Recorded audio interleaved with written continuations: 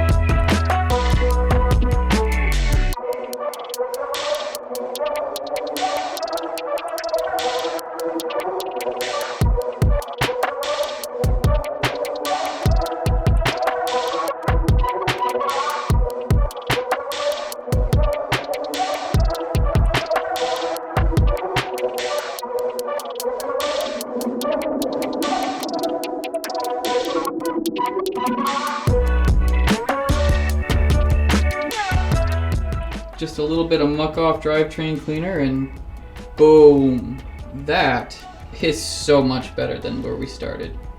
So before we reassemble everything onto the free hub body, we're going to take a little bit of this Park Tool grease and a toothbrush. We're going to just put a little bit on here so we can brush it on the free hub body, so that way everything goes back together the way we want it to, and the next time we have to take it apart, it's that much easier. Alright, now once we feel like the splines have enough grease, we're going to take the cassette and we're going to put it back on. So the cassette has splines just like the hub, so you're going to have to line those up so you can drop it in place. It's kind of a pain in the butt, but there we go. So we've got the first half of the cassette on. Now, the individual gears. You're going to take this one, line it up, put the spacer on in between, then on the next gear, and then the next spacer, and the next gear. No spacer for this one, and the last gear.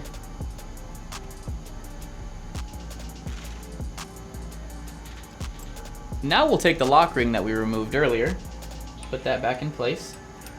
Along with the lock ring, you're also going to need your cassette tool again and some pliers. You will not, however, need the chain whip to tighten. Start by finger tightening.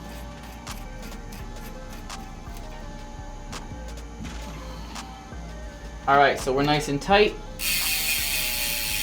ready to go on the bike.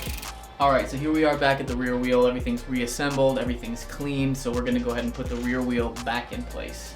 To do that, we need the axle and a 6mm hex wrench. Now we got the wheel in place, I'm going to use my knees to hold it. I'm going to thread the axle through, just like so. Torque on this is 10 Newton meters, don't be shy. And so to make sure everything in our world is happy, I am also going to use my torque wrench to tighten this down to 10 Newton meters. So we've got our Park Tool torque wrench set to 10 Newton meters. just going to come back in here and make absolutely sure that we are good and tight. There we go. Good to go. Also, when you're done using a torque wrench, please make sure that you release the tension on the spring all the way back to 0. Because if you don't, holding tension on that spring kind of defeats the purpose of having a precision tool, because over time it's going to stretch, and that 10 Newton meters is no longer going to be actually 10 Newton meters. Alright everybody, that does it for all the maintenance that we were going to show you guys this week. We've got the wheel back assembled, we've got the drivetrain a whole lot cleaner than it was. We've still got some odds and ends that we need to take care of on the bike, like putting our pedals back on and dialing in the dropper post itself. But that's going to conclude it for today's video. Now for the part that I promised all you guys. Some of the upgrades. Let's get in there real tight and see what we did.